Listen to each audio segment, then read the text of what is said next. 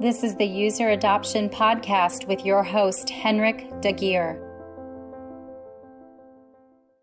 Who are you and what do you do? Hi, my name is Filippo Lovotti, and I am the head of user experience inside of the customer service technology team at Zappos. So my team and I are tasked with building the products and the services that the customer service, I will say the world-class customer service team at Zappos uses with serving the customers. So we don't serve the customers directly, but we do empower the customer service agents with these amazing tools and products that they use to help the customers. Filippo, how are you involved with user adoption?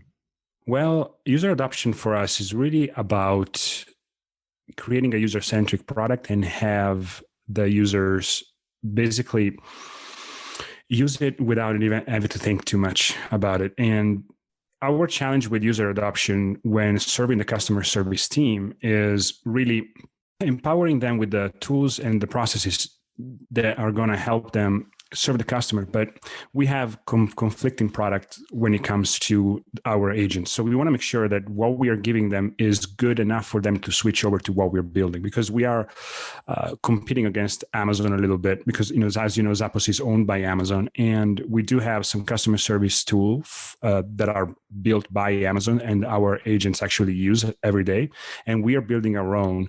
So we want to make sure that the one that we are building is better than the ones that Amazon is giving us so that our agents can switch over to our homegrown tools. So adoption is really important for us. And the way we do it is by really putting them at the center of everything we do. We run intensive rounds of user testing, focus groups to really make sure that what we are building for them becomes almost a product where they don't have to think about using the system. They just have problems that customers relate to them, and they can find the resolution without the system being in the way. By lowering that barrier, we are creating tools that are much easier to use than what Amazon is giving them. And the switch over to our tools is basically so seamless that they don't even think about the Amazon tools anymore.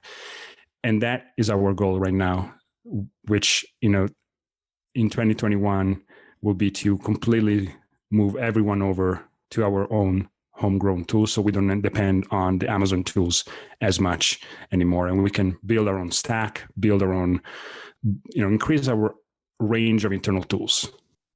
Filippo, what are the biggest challenges and successes you've seen with user adoption? Well, as I mentioned, the trick here that we are faced with every single day is making sure that our tools are consistently better than what they're given by default, so that the agents can in fact move over to our Zappos tools and use them instead of the Amazon tools. So that's a big challenge because the Amazon tools are a little bit more end to end, so they have more features that I can use to resolve contacts. So we're coming in a little bit later, so we have less that we can give to them. So our really big plus right now, and the reason why so many of our agents are switching over, is that we are lowering that system barrier. So essentially, by creating a tool that really revolves around what the agent needs, what the agent wants, and really fixing all those little frustrations that they have with the Amazon tools. So we're creating a tool that is really second nature for them. They don't have to think about it. And that is our biggest sort of like success right now. The challenge, again, is that they are used to the Amazon tools. So we have to break that habit.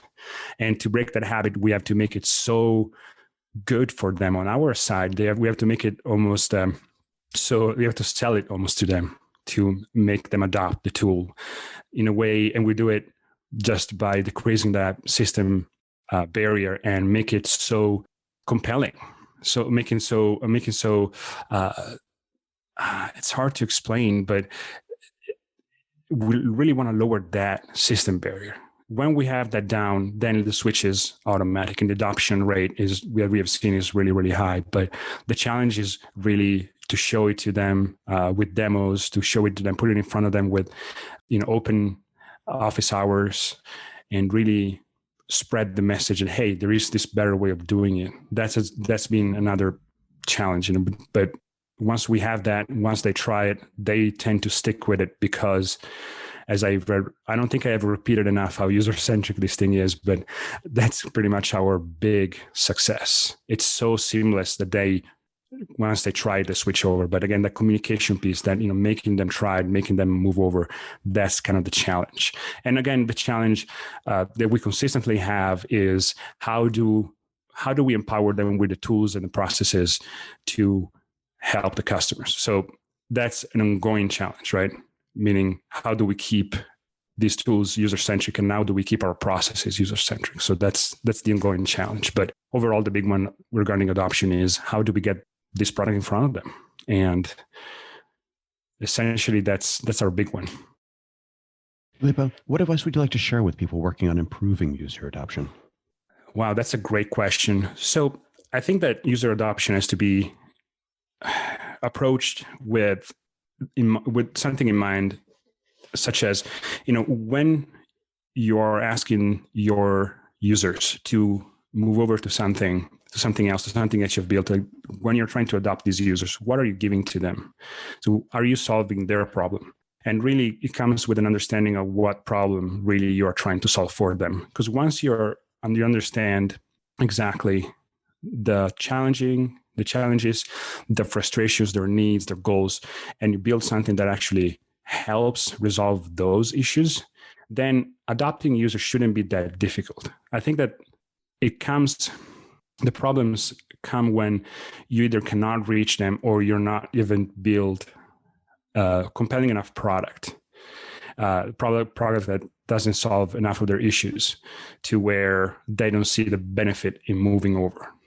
So really understanding your users is where that adoption is going to be much, much easier. And then again, the communication piece, that's going to be a little bit harder to make work. But in my experience, and when it comes to internal tools, when it comes to software as a service, that really is where I found success. Just being extremely customer-centric, extremely problem-oriented.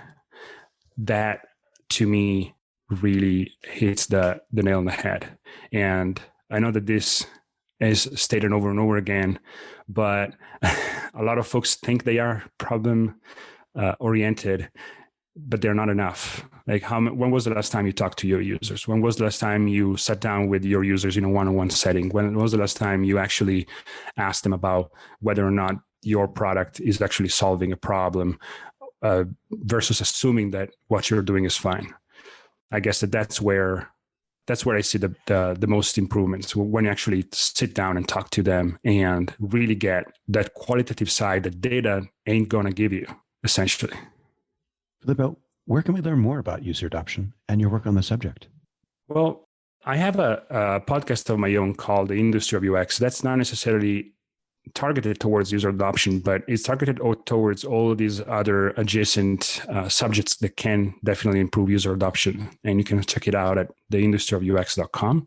You can also read my Medium articles, and my Medium handle is Filippo Lovotti, my first and last name. And you can also check out my LinkedIn, which I'm probably the only Filippo Lovotti on LinkedIn, or one of the few, the only couple of Filippo Lovotti in the world with a LinkedIn profile. So you can check out there. And you can reach out directly to me at hello@filippolovotti.com if you have any questions about user adoption, if you're working on an internal tool that you would like to get some mentoring on, or if you want to pick my brain on anything really. I'm really open to coaching and mentoring, and I have a lot that I would like to help with, and I would really like to see the industry of UX, the industry of product design, grow a lot more than what it is today, a lot bigger. So I really want to help a lot, and I'm really willing to help. Well, thanks, Filippo.